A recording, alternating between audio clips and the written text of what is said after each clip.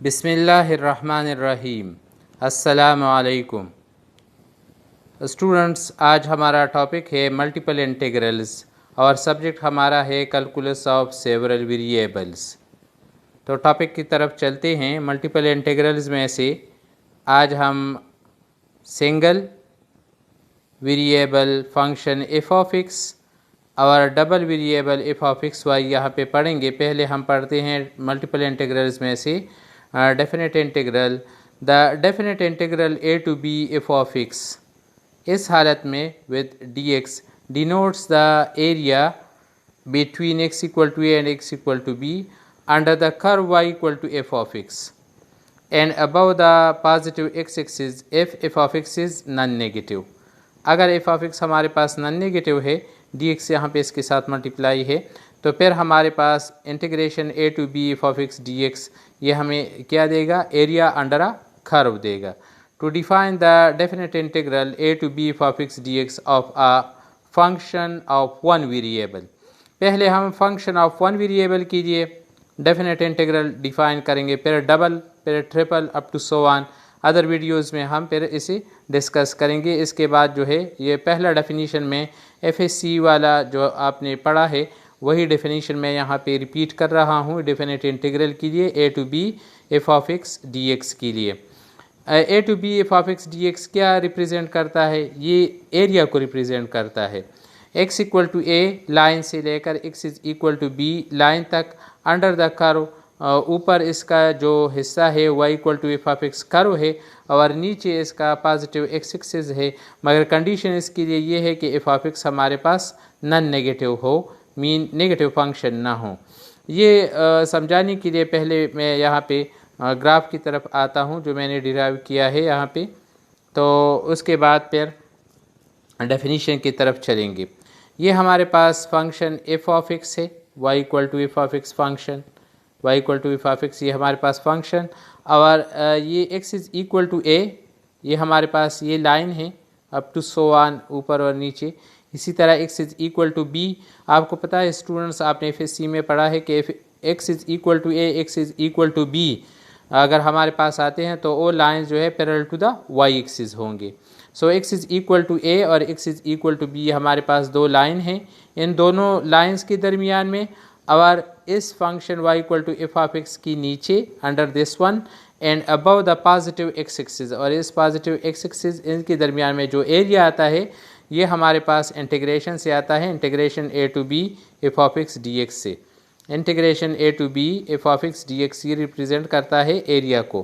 a to b f of x D x area between line x is equal to a, x is equal to b and the line positive x axis above this one and under the curve y equal to f of x। अब इस area को find करने के लिए हमारे पास different methods हैं। इनमें से एक है रीमान सम। तो यहाँ पे हम रीमान सम यूज़ करते हैं और इसमें ट्राइंगल्स लेते हैं। ट्राइंगल्स के अलावा हमारे पास अदर मेथड्स भी हैं कि हम इसमें ट्रेपेजियम भी ले सकते हैं, इसमें हम पैराबोला भी ले सकते हैं। तो इसमें ट्रिपेज़ाइडल रूल भी यूज़ हो सकता है।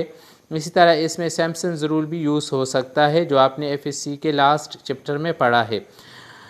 अगर आप यहाँ पे रेक्टेंगल्स बनाते हैं तो फिर हमारे पास आसानी के साथ इसमें रीमान सम वाला डेफिनीशन जो है वो यूज़ होगा। मैं पहले आपको समझाना चाहता हूँ कि हम रीमान सम को किस तरह लेते हैं। पहले ये टोटल एरिया हमारे पास लेट एरिया ए हुआ, इसमें फिर हम छोटे छोटे जो है रेक्टेंगल्स बनाते हैं। तो रेक्टेंगल्स के लिए नीचे ये जो हमारे पास इंटरवल है ए से लेकर बी तक, इस इंटरवल को हम सब इंटरवल्स में डिवाइड करते हैं। तो सब इंटरवल्स हमारे पास इस तरह बनते हैं, x naught x is equal to a, तो ए वाला पॉइंट जो है ये एक्स नट हुआ, फिर x1, x2, x3, xn-1, xn, ये हमने सब इंटरवल्स लिए।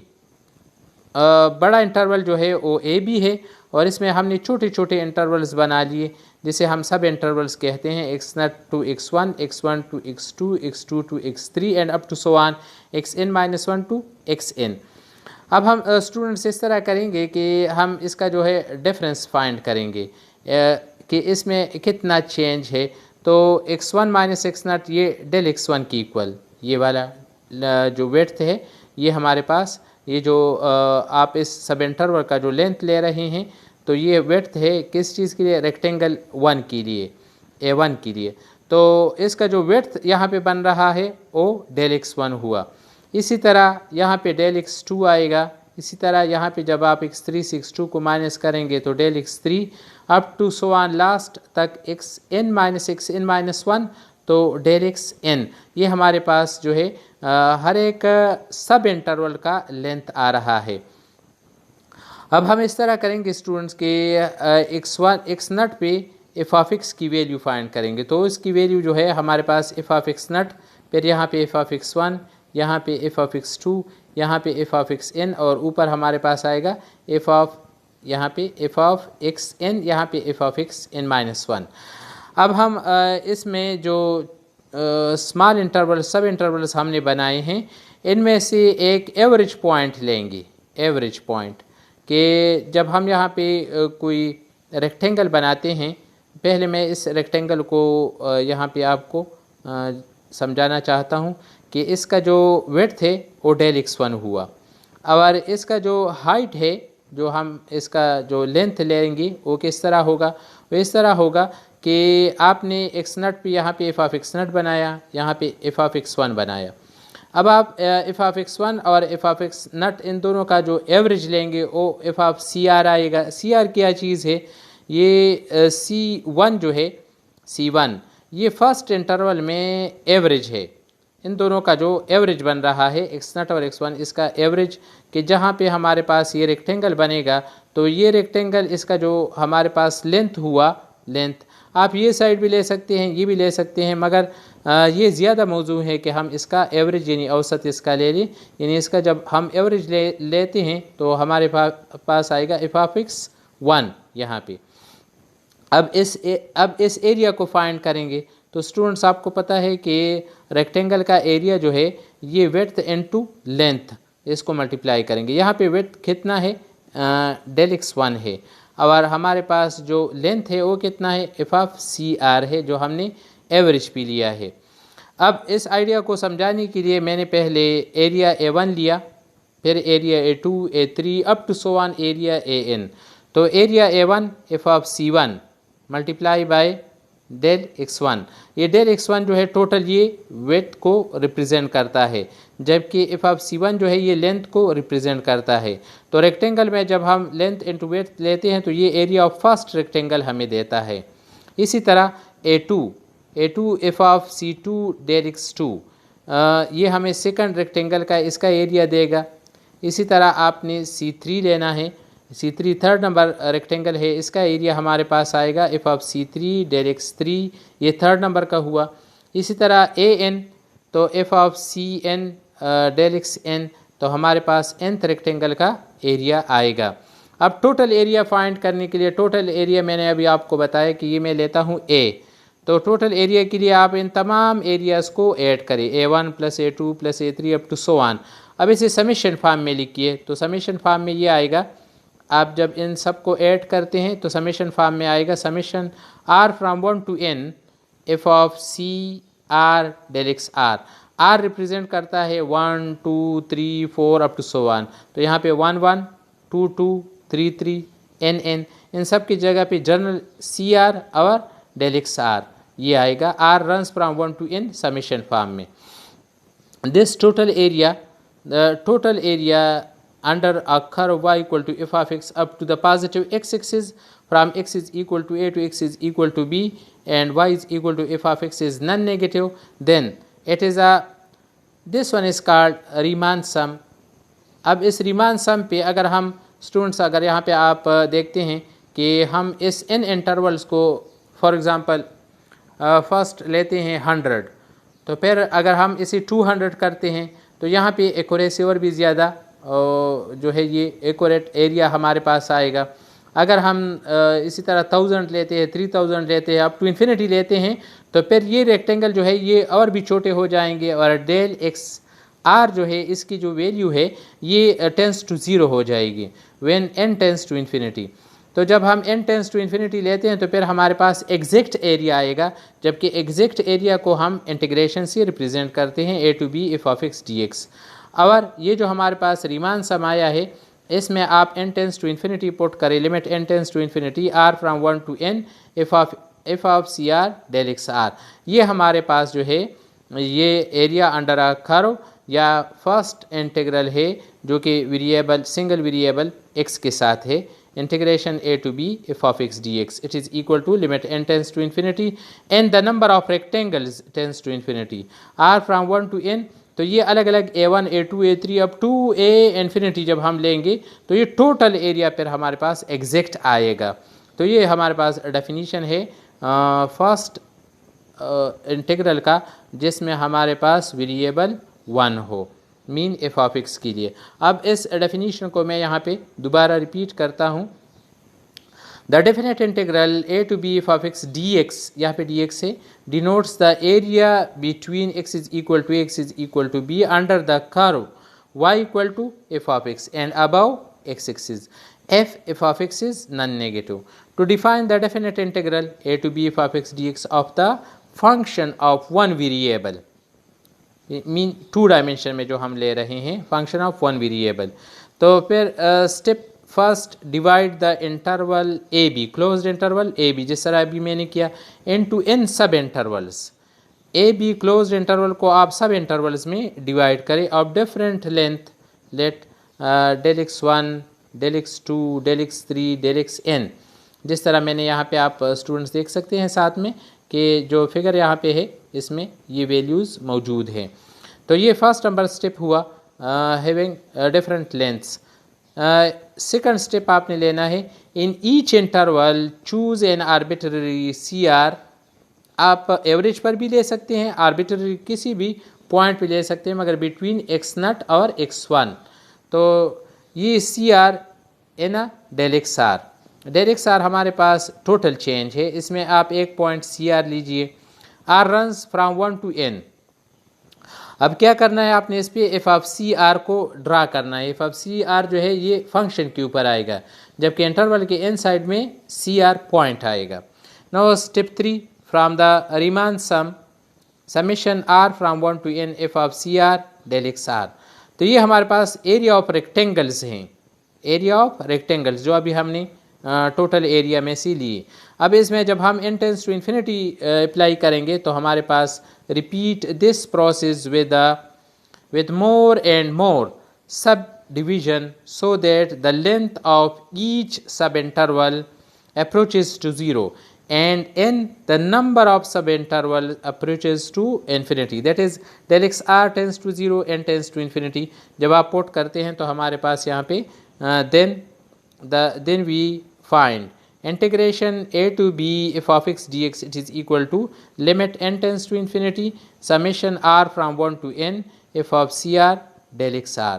ये हमारे पास डेफिनीशन हुआ फर्स्ट इंटीग्रल के लिए कि जिसमें हमारे पास वेरिएबल 1 हो। अब अगर हमारे पास वेरिएबल जो है, अब अगर हमारे पास वेरिएबल 2 वेरिएबल यूज़ हो तो ऐसे हालत में फिर हम डेफिनीशन किस तरह लेते हैं। तो स्टूडेंट्स वही आइडिया यहाँ पे आप यूज़ करते हैं डबल इंटीग्रल के लिए। The definite integrals integration double integration region R F of x y. अब यहाँ पे 2 वेरिएबल्स हैं, डी ए वहाँ पे इंटरवल लेंथ था और यहाँ पे एरिया है, यहाँ पे हम एरिया लेंगे। चेंज इन एरिया, वहाँ पे चेंज इन एक्स था, चेंज इन एक्स जो इंटरवल में चेंज था, यहाँ पे चेंज इन एरिया है। A to b c to d f of x Y d y and d x. ये डी ए जो है ये चेंज इन एरिया है। चेंज इन एरिया जो है ये हमारे पास लेंथ और विड्थ इससे आएगा, तो change in length and change in width multiply it gives change in area. So d A it is equal to d y d x. या आप ले सकते हैं d A it is equal to d x and d y, दोनों order में आप ले सकते हैं। मगर यहाँ पे मैंने इसलिए डी एक्स बाहर लिखा है क्योंकि ये जो बाहर इंटीग्रेशन है ये ए टू बी है, जो अंदर का है d y o c to d है एफ ऑफ एक्स वाई। अच्छा, ये डबल इंटीग्रल क्या रिप्रेजेंट करता है? It denotes the volume of the solid bounded above by the surface z is equal to F of x y, ऊपर इस volume का जो सरफेस है वो z is equal to F of x y है, and below by the region r, और नीचे हमारे पास रीजन आर होगा जो कि एक्स वाई प्लेन में से होगा।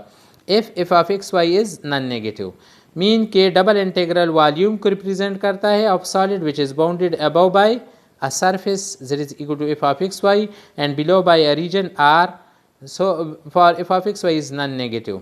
अब इस आइडिया को समझाने के लिए मैंने यहाँ पे आपको एक डायग्राम दिया है, डायग्राम के शेप में आप यहाँ पे स्टूडेंट स्टडी करें तो आसानी के साथ आपके समझ में आ जाएगा।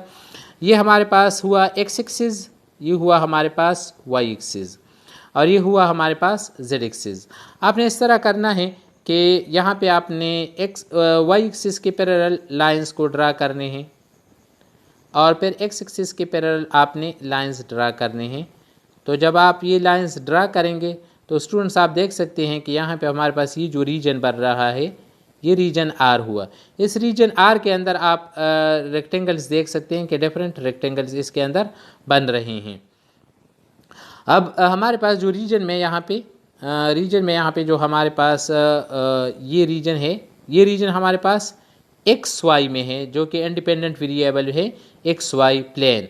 तो यहाँ से जब हम पॉइंट्स लेंगे तो एक रेक्टेंगल मैंने यहाँ पे बनाया है और इसका मैंने एरिया लिया है डेल एक्स आर, जो चेंज इन एरिया है, मगर चेंज इन एरिया हमारे पास del x r into del y r से आएगा। सो ये जो सी आर और डी आर ये इस एरिया में से एक पॉइंट है। जिस तरह वहाँ पे हमने सी आर कंसिडर किया था, यहाँ पे 2 डायमेंशन है तो 2 डायमेंशन में हमारे पास पॉइंट्स होंगे, इसलिए एरिया में से एक पॉइंट सी आर और डी आर ये हमने इसको चूज़ किया कि इसमें से एक आर्बिट्ररी डेल ए आर में से हमने चूज़ किया। अब इसमें से हम एक क्या बनाएंगे, एक पैरेललोपाइड बनाएंगे जो इस तरह का एक शेप होगा जो कि क्यूब का एक शिकल है। इसमें ये जो नीचे आपको नज़र आ रहा है, नीचे ये हमारे पास ये छोटा रेक्टेंगल, ये छोटा रेक्टेंगल मैंने यहाँ पे लिया है कि डेल ए आर है, और इसमें से एक पॉइंट मैंने कंसिडर किया है ये वाला point c R D r point 2 dimension. तो इस पे जो ऊपर सरफेस पे जो वैल्यू आएगा वो f of C R D r value आएगा। डबल इंटीग्रेशन हमें वॉल्यूम देता है, ये वॉल्यूम जो आप देख रहे हैं, तो इसका जो ऊपर है ये surface z is equal to F of x y है और नीचे इसका है रीजन आर। रीजन आर जो है इसमें इंडिपेंडेंट वेरिएबल x और y है। अच्छा, ये वॉल्यूम हम किस तरह फाइंड करेंगे, तो इसमें जिस तरह हमने वहाँ पे छोटे छोटे रेक्टेंगल्स बनाए थे इसी तरह यहाँ पे हम छोटे छोटे पैरेललोपाइड बनाएंगे। पैरेललोपाइड हमारे पास छोटे छोटे आएंगे वो इसमें बनाएंगे और इसका हर एक का अलग अलग हम वॉल्यूम फाइंड करेंगे।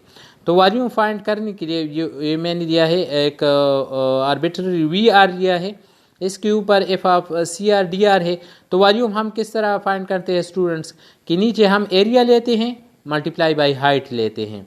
तो हाइट यहाँ पे हमारे पास f of C R D r ये हमारे पास हाइट है, ठीक है जी, और ये जो नीचे है हमारे पास ये एरिया ये डेल ए आर है। तो इन दोनों को मल्टीप्लाई करेंगे। So the area of v r, this area it is equal to height multiply by area. तो आपने इस पैरेललोपाइड का नीचे एरिया लिया और इसके साथ आपने टोटल हाइट को मल्टीप्लाई किया, तो ये आपके पास क्या आएगा, वॉल्यूम। वही वॉल्यूम का वही फार्मूला है कि length into width into height. तो ये जो लेंथ और विड्थ है वो एरिया के अंदर आ गई और हाइट आपके पास f of C R D r से आया। सो वी आर हमारे पास ये एक वॉल्यूम हुआ। इसी तरह ये आर जो है 1 2 3 4 up to 1 up to n तक आप रिपीट करेंगे। तो ये 3 डायमेंशन में बहुत ज़्यादा क्यूब शेप के पैरेललोपाइड बनेंगे जिसके ज़रिए से हम इसको फिर समेशन फॉर्म में लेंगे। तो हमारे पास जो समेशन फॉर्म में आएगा सबको प्लस करेंगे तो टोटल वॉल्यूम हमारे पास आएगा V1 V2 V3 up to so on. इसे जब हम समेशन फॉर्म में लेंगे, जब हम अलग अलग लेंगे तो V1 plus V2 plus up to so on plus Vn हमारे पास आएंगे। इनको जब हम टोटल समेशन फॉर्म में लेंगे तो फिर हमारे पास समेशन फॉर्म इस तरह बन जाएगा कि summation r runs from 1 to n f of CR dr del x r इसके साथ मल्टीप्लाई, ये जनरल फॉर्म में हमारे पास इसका सम आ गया। इसे हम कहते हैं रीमान सम।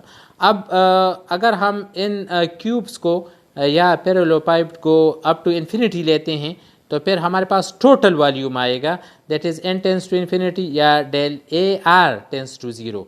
अगर एरिया को हम टेंस टू ज़ीरो छोटे छोटे एरिया में से जब हम डिवाइड करेंगे तो फिर हमारे पास इस तरह टोटल वॉल्यूम जो है ऊपर और नीचे आ जाएगा। नीचे इसका रीजन आर, ऊपर इसका surface that is equal to F of x y, और ये सॉलिड का हमारे पास वॉल्यूम ऑफ द सॉलिड आएगा। So double integration F of x Y D A it is equal to limit n tends to infinity. वहाँ पे n tends to infinity हमने rectangle के लिए लिया था, यहाँ पे n टेंस टू इन्फिनिटी हम नंबर ऑफ पैरेललोपाइड जो है इनको इन्फिनिटी लेंगे, या क्यूब्स हो तो नंबर ऑफ क्यूब्स को हम इन्फिनिटी लेंगे, तो हमारे पास टोटल वॉल्यूम आएगा summation r runs from 1 to n F of C R D r, ये पॉइंट है 2 डायमेंशन, और डी ए आर, ये हमारे पास डबल इंटीग्रेशन है। डबल इंटीग्रेशन हमें वॉल्यूम देता है। इस डेफिनेशन को मैंने यहाँ पे यूज़ किया है स्टेप बाय स्टेप फॉर्म में। To define a double integral we proceed as follows. Step 1, using lines parallel to the coordinate axis, divide the region R into subrectangles and excludes from consideration all those subrectangles that contain any point outside of R, उनको आप इससे अलग करें।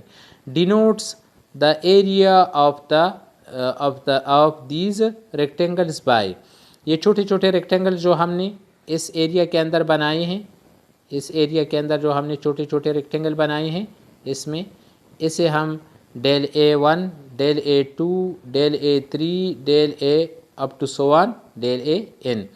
Choose any arbitrary point in each of these sub rectangles and denote them by, इसमें से हर एक में से आप अलग अलग एक एक पॉइंट को चूज़ करें, C1 D1। इसे आमतौर पे हम एवरेज पॉइंट में से लेते हैं जहाँ पे हमारे पास इसका वॉल्यूम एवरेज आता है। इसी तरह C2 D2, इसी तरह CN DN। अब स्टेप नंबर 3 में आपने क्या करना है, फ्रॉम द सम जो कि वॉल्यूम है del A r F of C r, volume का सम हमारे पास आएगा R from 1 to n F of C R D R del A r, called the Riemann sum. Riemann sum आपने find किया, फिर उसके बाद स्टेप नंबर 4 में repeat this process with more and more sub division of rectangles, छोटे छोटे rectangle में से और छोटे रेक्टेंगल, उससे फिर और ज़्यादा छोटे रेक्टेंगल। तो इसका मतलब है कि रेक्टेंगल्स का जो एरिया है वो tends to zero and the number of rectangle जो है वो ज़्यादा हो जाएंगे। So the number of rectangles tends to infinity, that is double integral region R F of x Y D A, it is equal to limit n tends to infinity summation runs R from 1 to n F of C R D R del A R. ये हमारे पास total definition of the double derivative आ गया। अब students इस पे कुछ properties लेते हैं। पहले आपने ये प्रॉपर्टीज़ जो है यूज़ की हैं सिंगल वेरिएबल के लिए, अब डबल वेरिएबल के लिए यूज़ करते हैं। तो डबल इंटीग्रल्स में properties of double integral, double integration region R C F of x Y D A, तो सी कांस्टेंट है, इसे आप डबल इंटीग्रेशन से बाहर ले सकते हैं, सी इज़ अ कांस्टेंट वैल्यू। इसी तरह अगर हमारे पास ये लीनियरिटी में से हो कि a function F of x Y इसके साथ ए कांस्टेंट और जी ऑफ एक्स वाई इसके साथ बी कांस्टेंट मल्टीप्लाई हो, तो डबल रीजन आर को आप, डबल इंटीग्रल रीजन आर को आप F of x Y D A, इसी तरह डबल इंटीग्रेशन को आप इसके साथ मल्टीप्लाई करें और बी और ए इससे कांस्टेंट को अलग अलग करें। अगर एडिशन में है तो एडिशन में आप यूज़ कर सकते हैं, इसी तरह सब्ट्रैक्शन में है तो आप सब्ट्रैक्शन में यूज़ कर सकते हैं। Where A and B are constants. If the region is subdivided into two subregions R1 and R2, then अगर रीजन R को आप दो हिस्सों में डिवाइड करते हैं तो दोनों को आप जब प्लस करते हैं तो आपके पास टोटल रीजन आएगा, क्योंकि रीजन को आपने दो हिस्सों में डिवाइड किया है। अगर नीचे हमारे पास कोई रीजन है, रीजन R है, और इसमें आप दो हिस्से बनाते हैं, एक रीजन R1 हुआ और दूसरा रीजन R2 हुआ, तो दोनों के लिए आप अलग अलग इंटीग्रेशन डबल इंटीग्रल को यूज़ कर सकते हैं। अच्छा, एक थ्योरम है विदाउट प्रूफ यहाँ पे हम ले रहे हैं। Let R be the rectangle denoted by the intervals between inequalities हैं defined into the inside the inequalities a is less than equal to x, x is less than equal to b। मैंने यहाँ पे एक छोटा सा इसका एक sketch दिया है कि अगर हमारे पास कोई रेक्टेंगल है 2 डायमेंशन में और इसमें जो x एक्सिस है इस पे a से b तक x एक्सिस पे और y एक्सिस पे c से d तक हो, रेक्टेंगल टाइप में एरिया हो, a is less than equal to x, x is less than equal to b, c is less than equal to y and y is less than equal to d. If f of x y is continuous on this rectangle, then अगर इसके ऊपर जो हमारे पास surface बनता है और वो surface continuous surface हो कि जिसमें कोई होल वगैरह ना हो, तो फिर the double integration region R F of x Y D A it is equal to, अगर आप डी वाई को बाहर लेते हैं तो फिर वाई की लिमिट्स आपने c to d a to b जो है ये इनसाइड है डी एक्स, इसलिए ये इनसाइड आएगा इंटीग्रेशन, और जो बाहर का इंटीग्रेशन है वाई है सी टू डी, ये इक्वल है। अगर आप इस तरह लेते हैं कि ए टू बी फिर सी टू डी लेते हैं तो फिर ए टू बी के लिए डी एक्स बाहर होगा, सी टू डी के लिए डी वाई बाहर है और ए टू बी के लिए डी एक्स बाहर है। इसी तरह सी टू डी तो डी वाई पर इनसाइड होगा। इसमें फर्स्ट हम x के लिए इंटीग्रेशन लेंगे और y को एज अ कांस्टेंट ट्रीट करेंगे, फिर लास्ट में हम y के लिए इंटीग्रेशन लेंगे और यहाँ पे हम पहले y के लिए पार्शियल इंटीग्रेशन लेंगे और x को एज अ कांस्टेंट लेंगे और फिर इनसाइड dx के लिए फिर हम इसका इंटीग्रेशन लेंगे। इस पे स्टूडेंट्स हमको क्वेश्चंस करेंगे अभी। अच्छा, अगर double integral over the non rectangular reason, अगर रीजन हमारे पास रेक्टेंगुलर ना हो, इसके दो साइड कर्व हो और दो साइड जो है वो लाइंस हो, तो ऐसी हालत में अगर ए टू बी है, ये एक्स एक्सिस आपके पास है ए टू बी और डी ए को आपने डी वाई डी एक्स में कन्वर्ट किया तो डी एक्स जो है ये ए टू बी और वाई एक्सिस जो है आप देख सकते हैं स्टूडेंट की वाई एक्सिस पे हमारे पास फंक्शन है, एक हुआ जी1 दूसरा हुआ जी2, तो इस पे फिर आपने फंक्शन को यहाँ पे पुट करना है। इसी तरह double integration F of x Y D A, इसको मैं इसके इन्वर्स में लेता हूँ, लेट इसके उलट लेता हूँ। अगर हमारे पास ये दो लाइन जो है parallel to the x axis है that is c and d, तो फिर ऐसे हालत में हमारे पास आएगा double integration c to d h one to h two F of x Y d x d y. अब y के लिए हमारे पास यहाँ पे लिमिट्स है सी टू डी और जो इनसाइड है इनसाइड, तो इनसाइड के लिए हमारे पास यहाँ पे फंक्शन के कुछ वैल्यू होंगे जो कि y वेरिएबल में से होंगे, ठीक है जी।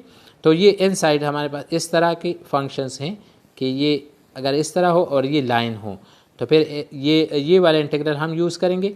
अगर इस तरह का कर्व है और ये लाइन्स है तो फिर हम ये फर्स्ट नंबर जो है ये यूज़ करेंगे। ये ए टू बी है और ये वाला सी टू डी है, सी टू डी फॉर्म है। तो अगर नॉन रेक्टेंगुलर फॉर्म हो तो फिर हम ये जो नीचे आपके पास जो दी गई है ये वाले दोनों प्रॉपर्टीज़ को हम, ये जो नीचे दी गई है इंटीग्रल्स, इनको हम यूज़ करेंगे, डबल इंटीग्रेशन इनको और यहाँ पे इसको हम यूज़ करेंगे। अब स्टूडेंट्स इस पार्शियल डेरिवेटिव पे कुछ एग्जांपल्स लेते हैं। एग्जांपल बहुत ही ईजी है, सॉल्यूशन आसान है, मगर जो पहले कंसेप्ट है कंसेप्ट समझाना थोड़ा सा मुश्किल होता है। तो partial integration, evaluate this integration 2 to 4 and 1 to 2 x square plus y square dy and dx। इसमें अब हम पार्शियल इंटीग्रेशन इनसाइड करेंगे। तो पहले आप देख सकते हैं स्टूडेंट्स के dy जो है ये इनसाइड है और dx आउटसाइड है। तो ये जो लिमिट 1 to 2 है ये y के लिए लिमिट है और ये 2 to 4 जो है ये x के लिए लिमिट्स है। तो पहले आपने लेना है y के लिए। तो जब y के लिए आप इंटीग्रेशन लेंगे तो इसमें x एज अ कांस्टेंट हम ट्रीट करेंगे। तो आपने इस तरह करना है कि 2 to 4 1 to 2 x square plus y square dy dx, तो 2 to 4 और ये आप इंटीग्रेशन 1 to 2 dy को आप इनसाइड लीजिए, ये मैंने इनसाइड लिया। अब एक्स स्क्वायर के साथ आप इस dy वाले इंटीग्रेशन को अलग करें, एक्स स्क्वायर, इससे जब आप बाहर आउट करते हैं तो 1 dy आएगा, प्लस वाई स्क्वायर को के साथ आप इस इंटीग्रेशन को अलग कीजिए, तो integration 1 to 2 Y square dy और टोटल के साथ dx मल्टीप्लाई है। अब 1 dy का इंटीग्रेशन y आएगा और वाई स्क्वायर का integration y power 2 + 1 / 2 + 1 that is y³/3 आएगा और y की लिमिट्स जो है ये 1 to 2, तो आपने 1 to 2 यहाँ पे यूज़ करने हैं। 1 to 2 हम किस तरह यूज़ करते हैं, पहले आप अपर लिमिट को पुट करें, फिर माइनस लोअर लिमिट को पुट करें। इसी तरह यहाँ पे आप पहले अपर लिमिट को पुट करें y³ / 3। पहले जब आप अपर को पुट करते हैं तो 2³ और ये 1/3 जो है आप अलग कीजिए, तो यहाँ पे 2³ फिर माइनस नीचे वाला लिमिट 1³, तो यहाँ से 2 - 1 से आएगा 1 x स्क्वायर के साथ मल्टीप्लाई तो आएगा x स्क्वायर, 1/3 इन टोटल से कॉमन आउट है। अब 2³ मीन 8 माइनस 1³ मीन 1, सो ये आएगा हमारे पास x स्क्वायर, यहाँ पे प्लस 1/3 और यहाँ पे आएगा 8 - 1, इससे आएगा 7 dx। So integration 2 to 4 which are the limits of dx x, so x square plus 7/3 आएगा। अब इसके लिए जब आप integration with respect to x लेते हैं तो सिंपल आपने यूज़ किया है, इन दोनों के साथ आप डेफिनेट इंटीग्रल को अलग अलग कीजिए। तो ये 2 to 4 x स्क्वायर dx यहाँ पे लिमिट्स रह गए हैं, ये भी 2 to 4 1 dx है। इसके साथ जब आप इंटीग्रेशन यहाँ पे करते हैं तो आपके पास आएगा ये x³/3 और यहाँ पे इंटीग्रेशन 1 dx से आएगा x, इसके लिमिट्स जो हैं वो यहाँ पे लिखे गए हैं 2 to 4। इसी तरह यहाँ पर भी 2 to 4, पहले आप 4 को अप्लाई कीजिए, फिर माइनस आप 2 को अप्लाई कीजिए। 4 को जब आप अप्लाई करते हैं तो 4³ /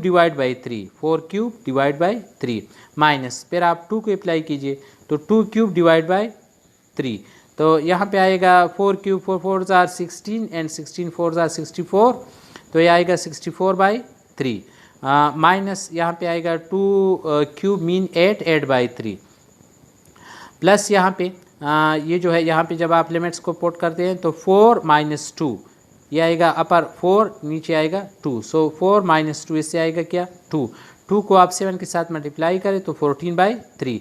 अब इन सब का एलसीएम 3 है तो 64 - 8 + 14 इससे आएगा 70/3, तो हमारे पास रिक्वायर्ड रिज़ल्ट आ गया 23 1/3 जब आप डिवाइड करते हैं। स्टूडेंट्स इस तरह का आपने एक और एग्जांपल हम लेते हैं तो इसी एक तरीके से आपने सोल्यूशन करना है। सेल्फ डेफिनीशन जो है वो थोड़ा सा मुश्किल है, वो कंसेप्ट मैंने आपका क्लियर किया, आप 2-3 दफ़ा इस वीडियो को ज़रूर देखिए। और फिर पार्शियल डेरिवेटिव जो इंटीग्रेशन जो है ये बहुत ज़्यादा इजी है। यहाँ पे हमारे पास जो है ये नॉन रेक्टेंगुलर है, पहला वाला एग्जांपल जो था वो रेक्टेंगल पे था और ये नॉन रेक्टेंगुलर जो रीजन है इस पे है। 0 to 1 x² to x y² dy dx, तो dy वाले जो है ये इनसाइड है तो आपने x को एज अ कांस्टेंट ट्रीट करना है और विद रिस्पेक्ट टू y जब आप इंटीग्रेशन लेते हैं यहाँ पे x को आप आउट करें, x² to x y² dy और dx। y² का इंटीग्रेशन जो है बहुत ईजी है y³/3 और लिमिट्स हैं y के x² से लेकर x तक, x² से लेकर x तक। पहले आप अपर लिमिट को पुट करें, फिर माइनस आप लोअर लिमिट को पुट करें, तो अपर लिमिट जब आप पुट करते हैं तो आएगा x³ / 3 माइनस नीचे वाला x² है जब यहाँ पे पुट करते हैं तो 3 इसके साथ मल्टीप्लाई तो आएगा x⁻6/3 * dx। अब इसका जब x को हम इसके साथ मल्टीप्लाई करेंगे तो वही सिंगल जो है इंटीग्रेशन डेफिनेट इंटीग्रल बन जाएगा। 0 to 1 यहाँ पे x को मल्टीप्लाई करें तो x⁻4/3 माइनस यहाँ पे x को मल्टीप्लाई करें x⁻7/3 * dx। जब इंटीग्रेशन लेंगे तो ये आएगा x⁻5, ये 3 अपनी जगह पे, x⁻5/5 यहाँ पे आएगा x⁻8/8 और ये 3 अपनी जगह पे, ये इसके साथ मल्टीप्लाई तो यहाँ से आएगा 15, यहाँ नीचे से आएगा 24 और लिमिट्स हमारे पास है 0 to 1। पहले आप अपर लिमिट को पुट करें दोनों में, फिर लोअर लिमिट को आप दोनों में पुट करें, तो आपके पास स्टूडेंट्स आएगा इस तरह जब आप 0 to 1 यहाँ पे पहले आप 1 को पुट करें तो 1/15 1/24, और फिर आप लोअर को माइनस, अब लोअर को पुट करें तो लोअर ये 0 ये दोनों 0 हो जाएंगे। अब इस कैलकुलेशन को आप यहाँ पे कैलकुलेशन लीजिए, सिंपल कीजिए तो आपके पास आएगा 1/40 आंसर। स्टूडेंट्स लास्ट एग्जांपल है, calculate the region double integration region r x Y D a is d x d y या d y d x over the region r enclosed between y equal to आपको दिया गया है x/2, y equal to x under root, और x की limit से x from 2 and x to 4। तो ये जो है ये हमारे पास एब्सोल्यूट कांस्टेंट है, इसलिए आपने dx वाले को बाहर लेना है, इस तरह लेना है कि dA के जगह पे आपने dy dx लेने हैं, और जो आपके पास यहाँ पे कांस्टेंट एब्सोल्यूट कांस्टेंट आ रहा है 2 एंड 4, इसको आप बाहर लिखिए इंटीग्रेशन 2 to 4 रीजन में से, एक्स वाई अपनी जगह पे, और y की जो लिमिट्स हैं वो आपको दी गई हैं x/2 से लेकर x अंडर रूट तक। तो वही प्रोसेस है अपना, अब आपने विद रिस्पेक्ट टू y यहाँ पे इंटीग्रेशन लेना है, x को एज अ कांस्टेंट ट्रीट करना है, तो x बाहर चला जाएगा, y के लिए इंटीग्रेशन y² आएगा, y²/2, नीचे का लिमिट जो है x/2, ऊपर का x अंडर रूट। पहले आप x अंडर रूट को पुट करें तो अंडर रूट में ये दोनों कैंसिल हो के आपको x/2 देगा, फिर आप x/2 यहाँ पे पुट करें तो आएगा x²/4, आएगा ऐसे x²/4 डिवाइड बाई 2 इसके साथ मल्टीप्लाई तो आएगा x²/8। अब इस x को मल्टीप्लाई कीजिए तो आएगा x² माइनस x³ 8। अब यहाँ पे जब हम लेंगे इसका इंटीग्रेशन तो x² का आएगा x⁻³ और x³ का आएगा x⁻4/4। तो मैंने यहाँ पे ये इंटीग्रेशन किया है स्टूडेंट्स, x⁻3 नीचे आएगा, इन दोनों को मल्टीप्लाई करें तो 6 माइनस x⁻4 यहाँ पे आएगा 8 एंड 4 32, तो x³/6 माइनस x⁻4/32, और लिमिट्स हमारे पास हैं 2 to 4। पहले आप 4 को इन दोनों में पुट करें, फिर दरमियान में माइनस लगाए, और नीचे का जो लिमिट है 2 इन दोनों में पुट करें, तो हमारे पास जो टोटल वैल्यू यहाँ पे आएगा ये आएगा 64 divide by 6 minus 252 divide by 32, और ये जो दूसरा है इससे हमारे पास आएगा 8/6 और यहाँ पे आएगा 60/32। अब इसमें आप इस माइनस को मल्टीप्लाई कीजिए, यहाँ पे आपने इस माइनस को इसमें मल्टीप्लाई किया तो यहाँ पे ये आ जाएगा। अब इन सब का आपने एलसीएम लेना है और कैलकुलेशन करना है, तो आपके पास आंसर आएगा 11/6 हमारे पास रिक्वायर्ड आंसर हुआ। उम्मीद करता हूँ थोड़ा कि ये क्वेश्चंस आपके समझ में आए होंगे। फिर भी अगर कहीं पे मुश्किलात हो तो आप कमेंट्स में भी लिख सकते हैं और मुझसे पूछ सकते हैं। Thank you, वस्सलाम।